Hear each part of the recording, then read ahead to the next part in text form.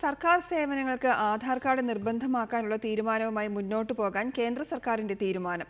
അടുത്ത വർഷം മാർച്ച് 31-ന് മുൻപ് എല്ലാ പൗരന്മാർക്കും ആധാർ കാർഡ് നൽകാൻ പ്രധാനമന്ത്രിയുടെ office unique identification authority of ഇന്ത്യക്ക് നിർദ്ദേശം നൽകി.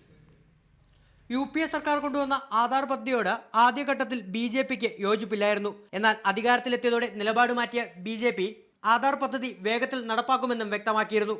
ഈ സാഹചര്യത്തിലാണ് അടുത്ത വർഷം മാർച്ച് 31-ന് മുമ്പ് രാജ്യത്തെ എല്ലാ പൗരന്മാർക്കും ആധാർ കാർഡ് നൽകണമെന്ന നിർദ്ദേശം പ്രധാനമന്ത്രിയുടെ ഓഫീസ് പുറപ്പെടുവിച്ചിരിക്കുന്നത്.